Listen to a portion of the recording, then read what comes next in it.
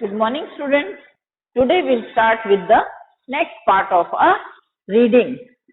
Let us see what happened to the body now. In his defense, Carter really had little choice. If he hadn't cut the mummy free, thieves most certainly would have circumvented the guards and ripped it apart to remove the gold. So Carter, in his defense, what he said, that if he had not cut open the mummy, the thieves would have circumvented the guard, means they would have attacked the guards, and then they would kill the guard and take away the gold that was all present in the tomb. In such time, the royals were fabulously wealthy. They were very rich, and they thought or hoped they could take their riches with them. So what was the idea? To put gold in the tomb, that they will carry this gold into the next world. For his journey to the great beyond, King Tut was lavished with glittering goods, precious collars, inlaid necklaces and bracelets, rings, amulets and ceremonial aprons, sandals, sheaths for his fingers and toes, and the now iconic inner coffin and mask. So there were several layers of coffin laden with gold and precious items. All of the gold to separate Tut from his adornment. Carter's men removed the mummy's head and served nearly every major point. Once they had finished, they reassembled the remains on a layer of sand in a wooden box with padding that concealed the damage. The bed where Tut now lays.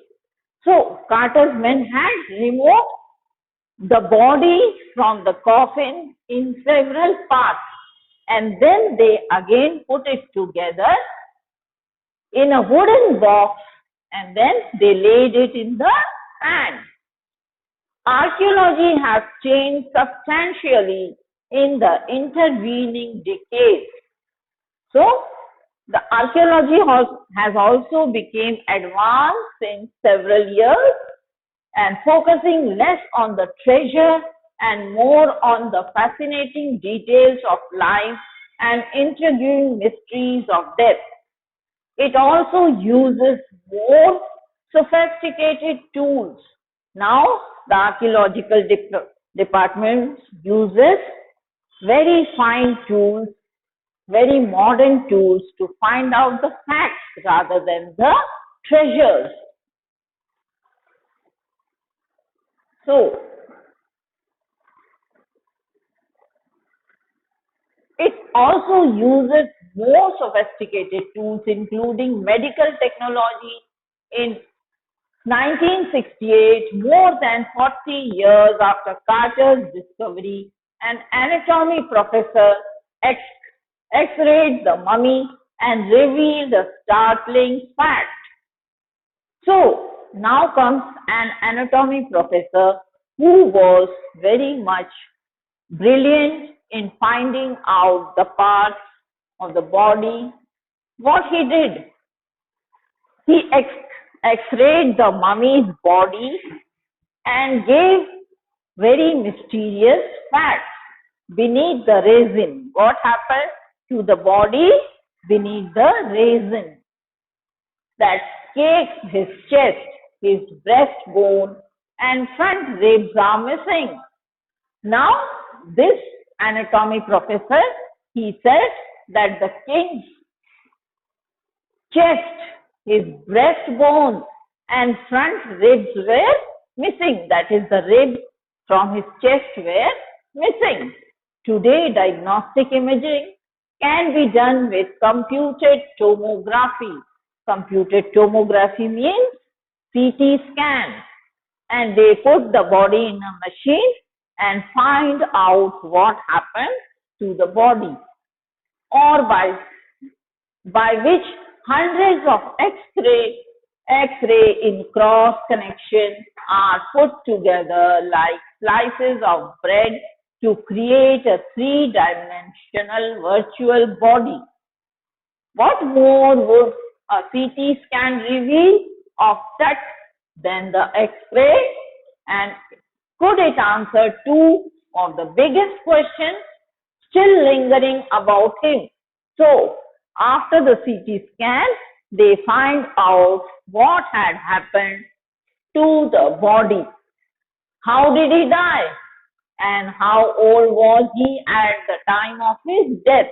So they were finding out how old he was at the time of death and what actually had happened to his body and why did he die? How did he die? These were the questions put before when they x-rayed the body in three dimensions. King Tut's demise was a big event. Demise means death. Was a big event. Even by royal standards, he was the last of his family. So he was the last king of his family. So his death was also a very great ceremony. Family's life and his funeral was the death rattle of a dynasty. So by the death of the King Pharaoh, the dynasty came down because there were no more heir to the throne of that dynasty and it came down. But the particulars of his passing away and its aftermath are unclear. But still today, nobody knows how King Pharaoh died. And when Hotep III, Tut's father or grandfather, was a powerful pharaoh who ruled for almost 4 decades. So his grandfather was a powerful king and he ruled the kingdom for around 4 decades.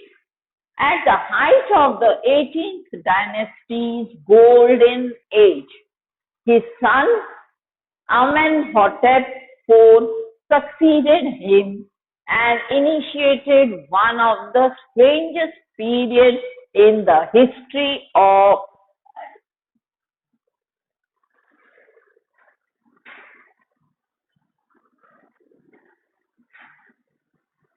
ancient Egyptians. The new pharaoh promoted the worship of the Aten, the sun disk, changed his name. So now King Pharaoh changed his name to Akhenaten.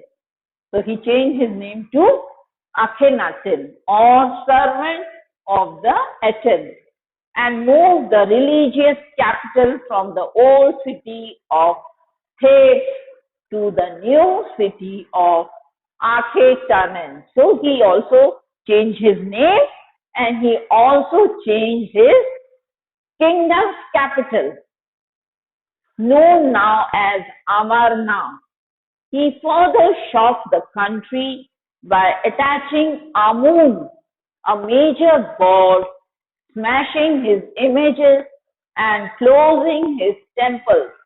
It must have been a horrific time, says Ray Johnson, director of the University of Chicago's Research Center in Luxor, the site of ancient Thebes. The family that had ruled for centuries was coming to an end, and then Akhenaten went a little wacky. After Akhenaten's death, a mysterious ruler named Semenkhkare appeared briefly and existed with hardly a trace. And then a very young boy, Tutankhaten, took the throne. King Tut, as he is widely known today. The boy king soon changed his name to Tutankhamun, living image of Amun. So this little boy, whose actual name was Tutankhaten, changed his name to Tutankhamun, which means living image of Amun, and oversaw a restoration of the old ways. He resigned for about he reigned for about 9 years and then died unexpectedly. So he ruled for around 9 years, and after 9 years of his ruling, he was dead. So this was the second video in which you came to know how King Pharaoh had come to the throne. And in our next video, we will see finally what happens to the mummy that was digged out from the tomb. Thank you.